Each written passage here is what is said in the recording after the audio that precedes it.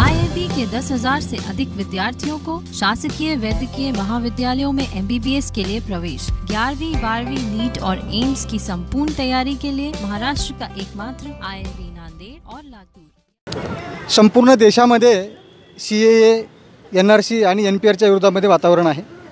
अनेक ठिकाणी शाहीनबाग निर्माण झालेले आहेत। देशभरामध्ये 160 ठिकाणी शाहीनबाग सुरू झालेले आहेत आणि पुण्यामध्ये जवळपास 3-4 ठिकाणी सुरू झालेले आहेत। इथे आम्ही आज दापोडीमध्ये आहोत आणि दापोडीमध्ये सुद्धा आज इथं शाहीनबाग सुरू झालेला आहे आणि या शाहीनबागला आज वंचित बहुजन आघाडीच्या नेत्या प्राध्यापक अंजलीताई आंबेडकर या ठिकाणी आलेले आहेत। आपण त्यांची प्रतिक्रिया जाणून घेऊया। ताई, काय सांगाल तुम्ही की संपूर्ण देशभरामध्ये हे सगळं वातावरण आहे आणि सरकार तर काही मानायला तयार नाही, काय सांगाल तुम्ही? मला असं वाटतं की आपण जेव्हा मुळामध्ये देशभरामध्ये इतके शाहीनबाग निर्माण झालेले आहोत असं जेव्हा म्हणतो तेव्हा नकळत आपण असं कुठेतरी मानतो आहोत की हा फक्त मुसलमान समाजाचा प्रश्न आहे। अशा तऱ्हेचा एक भ्रम निर्माण करण्यामध्ये भाजपचं सरकार जे प्रयत्न करत आहे त्याला कुठेतरी खतपाणी घातलं जातं। मला असं वाटतं की हा प्रश्न मुळातच फक्त मुसलमान समाजाचा नाही आहे, तर आज या देशामध्ये अनेक धर्माचे असे समूह आहेत, अनेक जातीचे असे समूह आहेत किंवा अनेक व्यवसायातले असे समूह आहेत की ज्यांच्याकडे आज कागदपत्र दाखवणं ही जवळजवळ अशक्य कोटीतली बाब आहे। अगदी मला साधी गोष्ट सांगावीशी वाटते की आपल्या अनेक म्हणजे आदिवासी समूह असतील, OBC समूह असतील किंवा दलित समूह असतील, त्यांच्या मुलांना ॲडमिशनच्या वेळेला जात पडताळणी करायला कास्ट व्हॅलिडिटी करता किती प्रयत्न करावे लागतात आणि त्याच्यासाठी लागणारे डॉक्युमेंट्स मिळत नाहीत, कागदपत्र उपलब्ध करून देता येत नाहीत। यातली कठीण परिस्थिती आपल्या सगळ्यांना माहिती आहे। आज पुण्यासारख्या शहरामध्ये जवळजवळ 1.5 ते 2 लाख लोक ही आज स्थलांतरित लोक आहेत की जी कुठेतरी ओरिसा, आंध्र प्रदेश, कर्नाटक किंवा महाराष्ट्राच्या ग्रामीण भागातला आलेली आहेत, ज्यांच्याकडे आज कुठलीही कागदपत्र नाहीत। ते कधी त्यांच्या वाडवडिलांच्या गावीसुद्धा गेलेले नाहीत। आज या सगळ्यांच्या पुढे आपण कागदपत्र आणायची कुठून हा मुद्दा समोर उभा राहिलेला आहे आणि देशातले कित्येक सुजाण नागरिक आज आम्ही कागदपत्र दाखवणार नाही अशी एक वैचारिक भूमिका घेऊन उभे आहोत आणि त्यांची सुद्धा आंदोलनं वेगवेगळ्या ठिकाणी होत आहेत।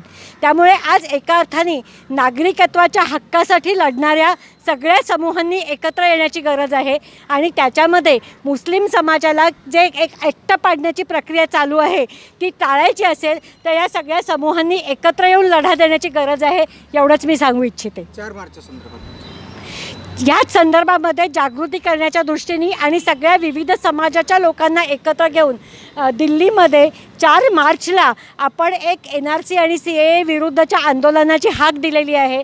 तुमच्यापैकी ज्यांना शक्य आहे त्यांनी दिल्लीला 4 मार्चच्या आंदोलनामध्ये जाणीवपूर्वक सहभागी व्हावं असंही मी तुम्हाला सगळ्यांना आवाहन करते। 1 एप्रिलपासून हे जे लोक येणार आहेत पण ते काही डॉक्युमेंट मागणार नाहीत, ते फक्त माहिती घेणार आहेत, त्या संदर्भात मला असं वाटतं की फक्त माहिती घेणं ही पहिली स्टेप असते। त्याच्यानंतर डॉक्युमेंट्स कोणाकडे मागायची ह्याचा निर्णय परस्पर त्याच्यामध्ये घेतला जाईल। एक मला महत्त्वाचा ह्याच्यामध्ये अजून मुद्दा असा वाटतो किंवा धोका वाटतो जो अजून फारसा चर्चेमध्ये आला नाही आहे, ते म्हणजे शेवटी ते डॉक्युमेंट तपासणं आणि ती सर्टिफाय करणं हे इथल्या सरकारी अधिकाऱ्यांना दिलं जाणार आहे आणि ह्याच्यामध्ये किती मोठ्या प्रमाणावरती करप्शन होऊ शकतं, किती मोठ्या प्रमाणावरती भ्रष्टाचार होऊ शकतो किंवा मनमानी होऊ शकते ह्याचासुद्धा आपल्याला अंदाज बांधता येणार नाही।